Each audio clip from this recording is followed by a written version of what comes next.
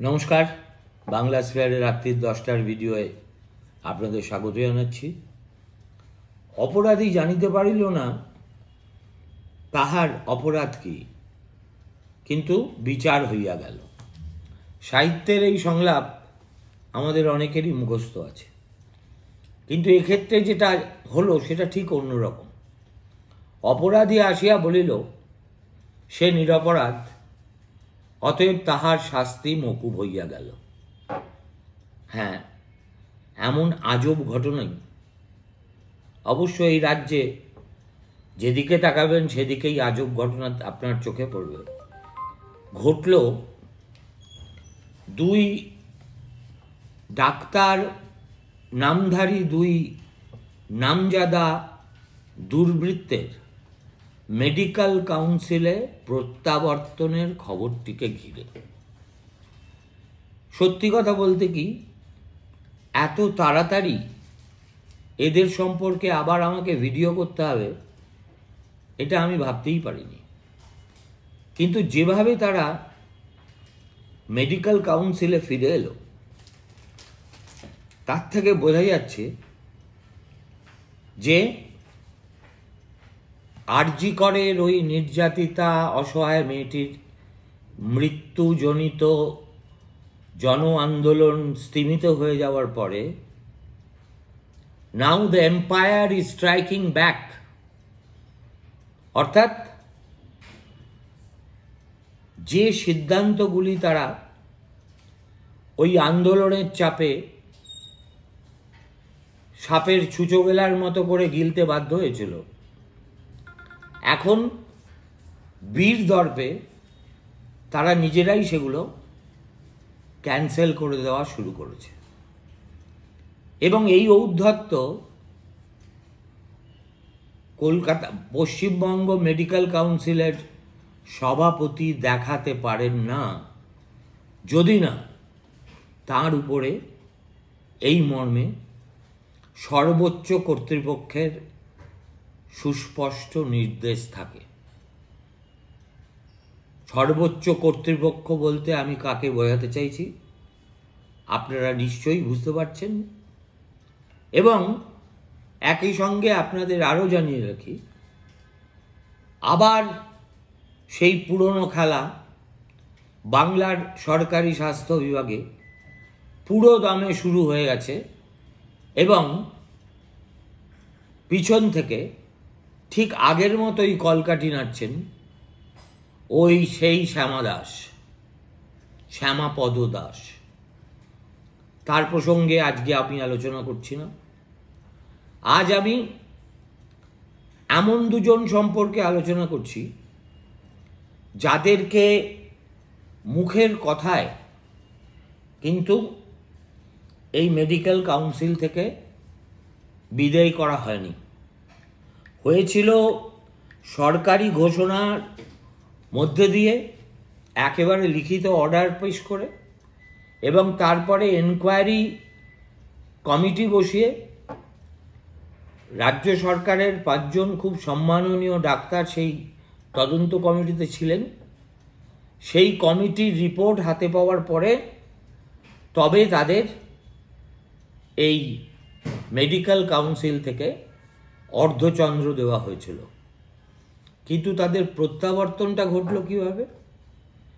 গত 2 তারিখে মেডিকেল কাউন্সিলের একটা বৈঠকের পরে সুদীপ্ত রায় তিনি 2টি সিদ্ধান্তের কথা ঘোষণা করে গটগট করে নিজের চেম্বার থেকে বেরিয়ে যান। প্রথম সিদ্ধান্তটি হলো, সরকারি প্রতিনিধি হিসেবে মেডিকেল কাউন্সিলে শান্তনু সেন ছিলেন, আর তাকে রাখা হচ্ছে না। আর দ্বিতীয়টি হলো, অভিক এবং বিরূপাক্ষকে আবার মেডিকেল কাউন্সিলে সসম্মানে লাল কার্পেট বিছিয়ে ফেরত নিয়ে আসা হলো।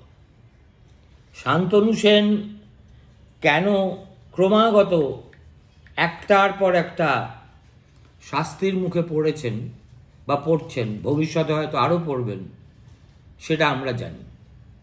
এটা পিসি ভাইপো লড়াইয়ের he is a collateral damage. শান্তনুর সর্বশেষ অপরাধ হলো এই কিছুদিন আগে তার নিজের কেন্দ্র ডায়মন্ড হারবারে অভিষেক বন্দ্যোপাধ্যায় ডাক্তারবাবুদের যে সম্মেলনটি অনুষ্ঠিত করেছিলেন সেটা ঠিকঠাকভাবে যাতে হয় সেই কাজে শান্তনু সেন নিজেকে নিয়োজিত করেন। এখন অবস্থা এমন দাঁড়িয়েছে যে বাঘে ছুলে 18 ঘা হয়, অভিষেক ছুলে 36 ঘা হয়ে যাওয়ার সম্ভাবনা তৃণমূলে, অন্তত তার পিসিমার কাজকর্ম দেখে সেটাই মনে হচ্ছে।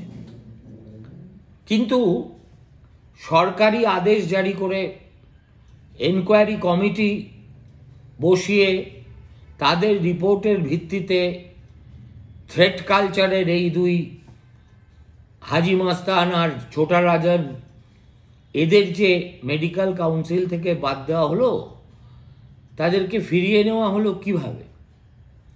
সুদীপ্ত রায় সাংবাদিকদের বলেছেন, আমরা ওদের দুজনকে ডেকে জিজ্ঞেস করেছি যে তোমাদের বিরুদ্ধে অপরাধগুলো কি? দুজনেই বলেছে আমাদের বিরুদ্ধে কোনো অপরাধ এখনো পর্যন্ত প্রমাণিত হয়নি, সুতরাং আমরা নিরপরাধ। এই কথা শোনার পরেই একেবারে লক্ষ্মী ছেলেটির মতো এই দুজনকেই মেডিকেল কাউন্সিল সসম্মানে ফিরিয়ে নিয়েছে। দেখুন, এগুলো ক্ষমতার দম্ভ, ঔদ্ধত্য এবং একটা স্বৈরাচারী প্রশাসনের লক্ষণ ছাড়া আর কিছুই নয়। তার কারণ এই যে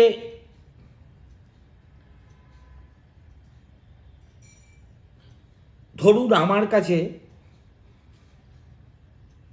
অভিক দত্ত, অভিক দে এবং বিরূপাক্ষের বিরুদ্ধে তদন্ত করার জন্য যে কমিটি গঠিত হয়েছিল তাদের পূর্ণাঙ্গ রিপোর্ট আমার কাছে আছে, এবং সেই রিপোর্ট এত বিশদ রিপোর্ট যে অভিকের ক্ষেত্রে ছাপানো পাতায় সেটা প্রায়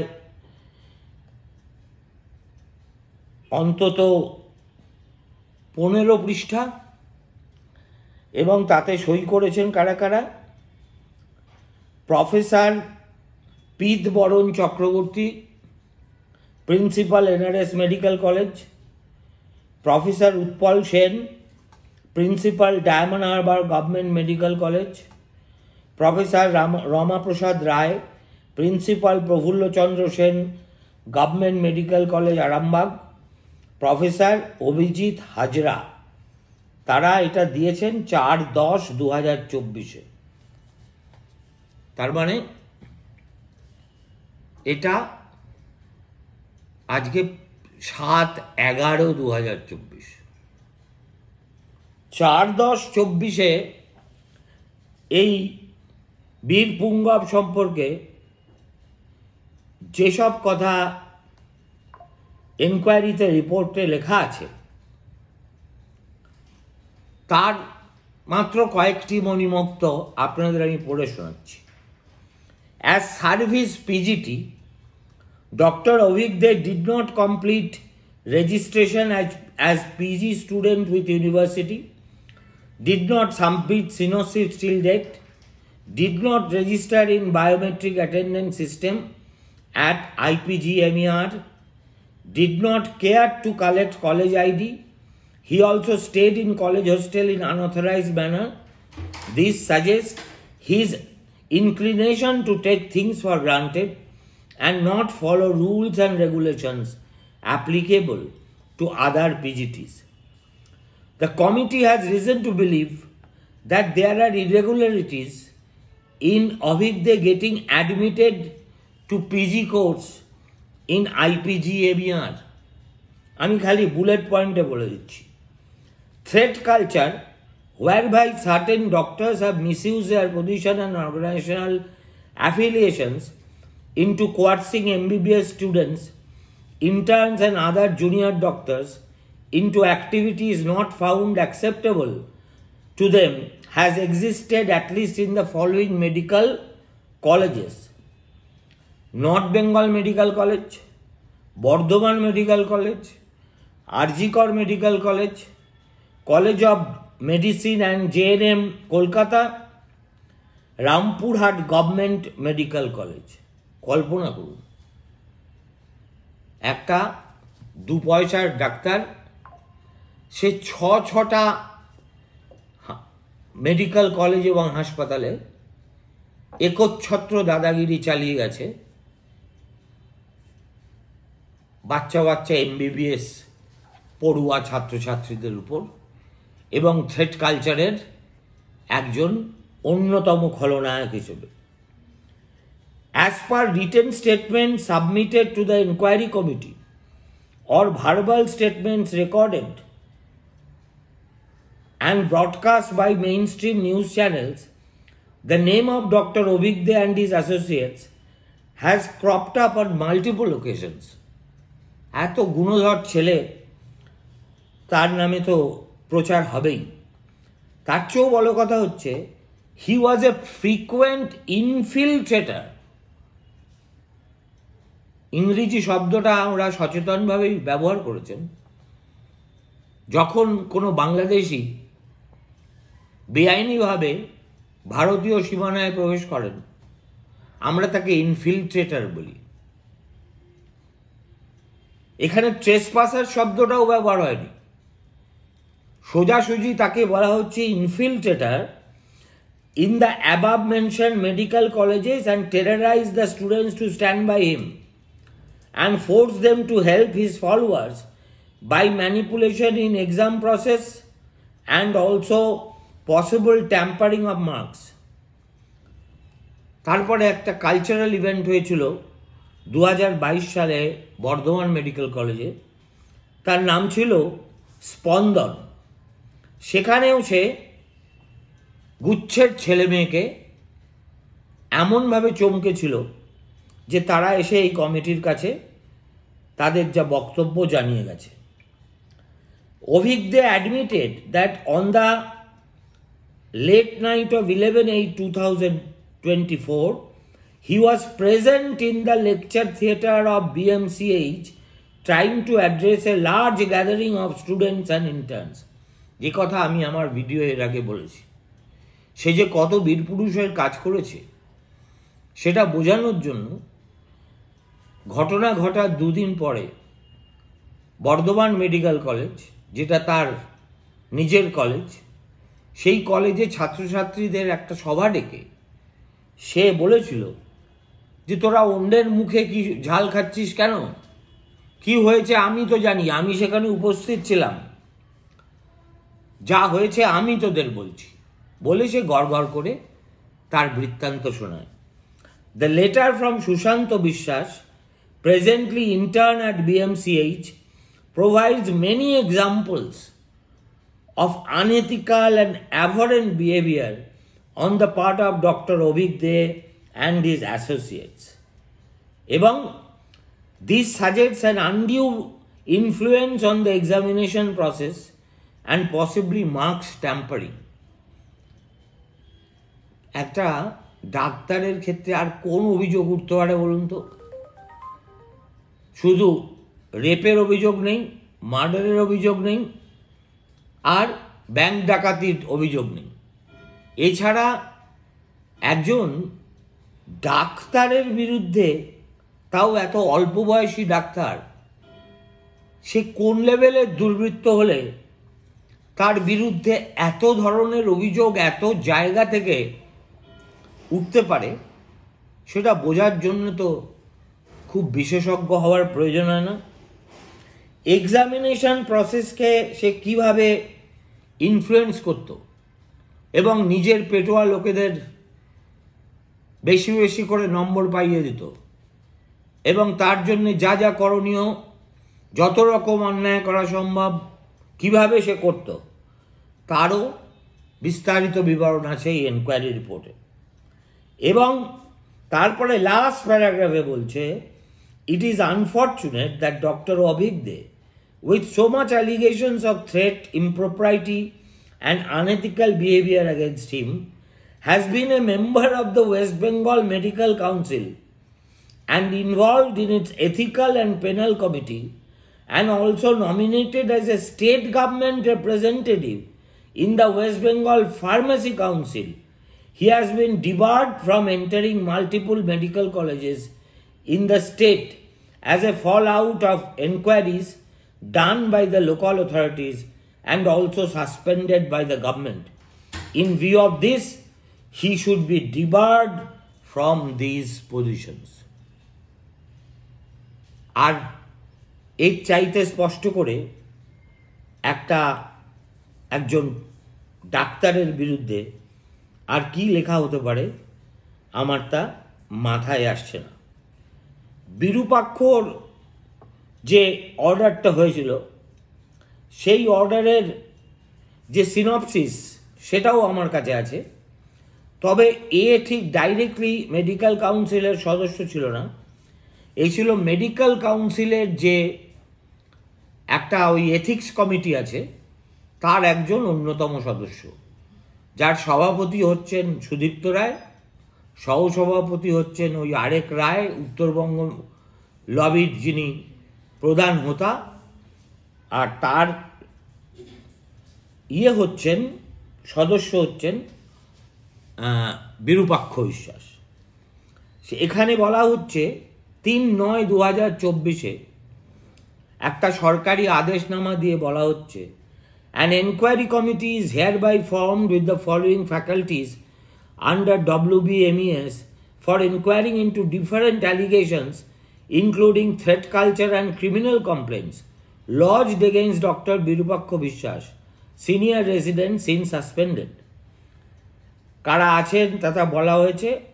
তারপরে বলা হচ্ছে উইদিন 7 days আপনাদের রিপোর্ট দিতে হবে, এবং অ্যাকর্ডিংলি তারা রিপোর্ট দিয়েছেন।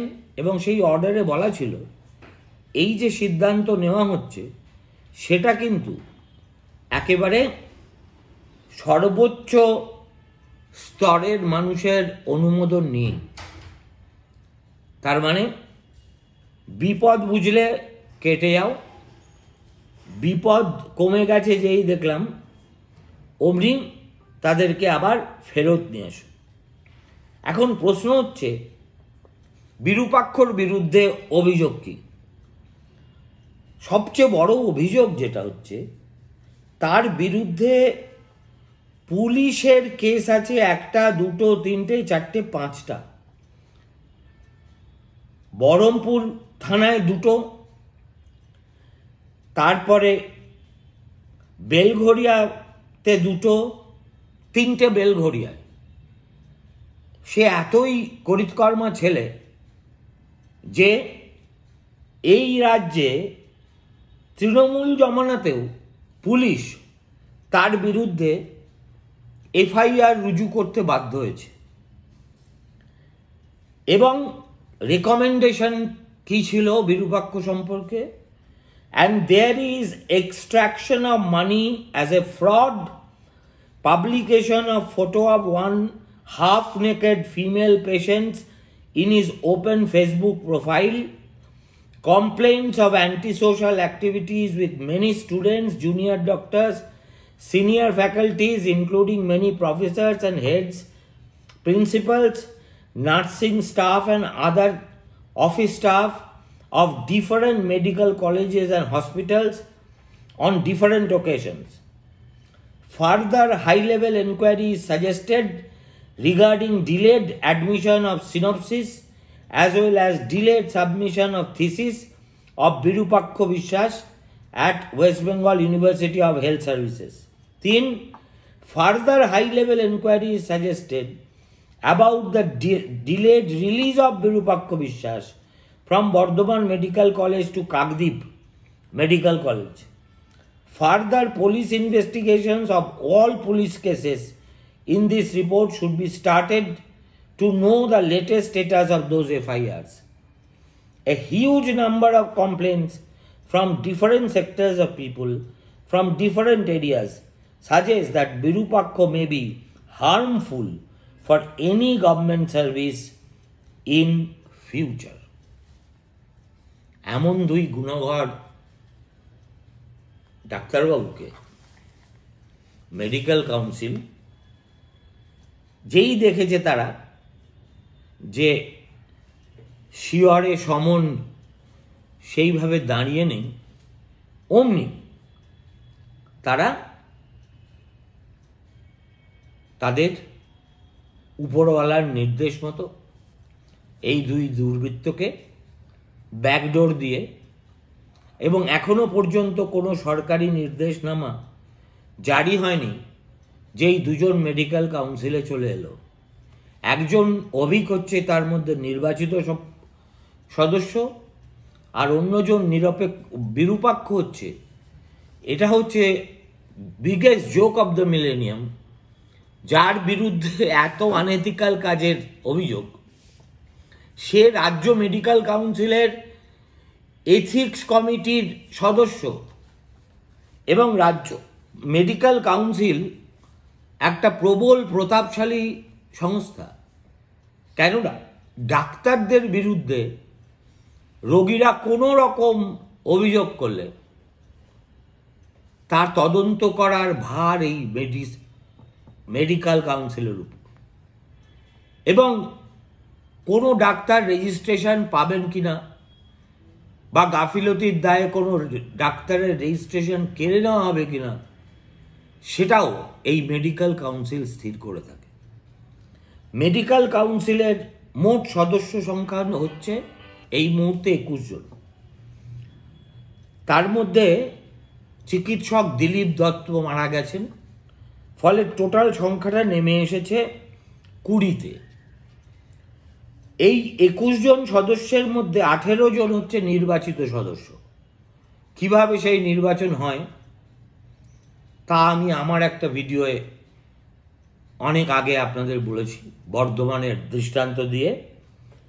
18 জন নির্বাচিত সদস্যের মধ্যে 9 জন কম্পালসারিলি হতে হবে শিক্ষক চিকিৎসক, অর্থাৎ যারা প্রফেসরিও করেন আবার চিকিৎসাও করেন। আর বাকি 9 জন হচ্ছেন মেডিকেল প্র্যাকটিশনার, তারা শিক্ষক না হলেও চলবে। আর 3 জন রাজ্য সরকারের প্রতিনিধি থাকে, মনোনীত প্রতিনিধি।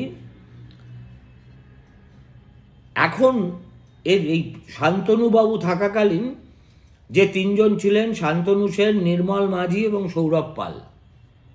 নির্মল মাঝি, যাকে নির্মল পাজি বলেই ডাক্তার মহল খুব ভালোভাবে চেনে, সৌরভ পাল রয়ে গেছেন। শান্তনুবাবুর আসন খালি হয়েছে। তোমার আসন শূন্য আজি হেবীর পূর্ণ করো। কোন বীর পুঙ্গব এবার রাজ্য সরকারের প্রতিনিধি হয়ে ওই শূন্যস্থান পূরণ করে, আমরা সেটা দেখার অপেক্ষায় রইলাম। মোদ্দা কথাটা হলো, ডাক্তারদের আন্দোলনকে অপমান করা, তাদেরকে সাধারণ মানুষের কাছে হেয় প্রতিপন্ন করা, অসাধু হিসেবে দেখে দেওয়া ইত্যাদির পাশাপাশি যে যে কারণে আজকের সরকারি চিকিৎসা ব্যবস্থার এই বেহাল দশা এবং যে যে দুর্বৃত্তের অসংযত আচরণের কারণে আজকে ত্রাহি মধুসূদন অবস্থা তৈরি হয়েছিল, এবং ছাত্রদের আন্দোলন শুরু হওয়ার পরে যাদের বিরুদ্ধে ব্যবস্থা নেওয়া ছাড়া সরকারের কোনো উপায় ছিল না, তাদের আবার একে একে ফিরিয়ে আনা হচ্ছে। This is the real character of the state administration. আমার পিছনে লেগেছিস, ঠিক আছে, কিছুদিন অপেক্ষা কর, তারপর তোদের বুঝিয়ে দেব কত ধানে কত চাল। নমস্কার, শুভরাত্রি, ভালো থাকবেন।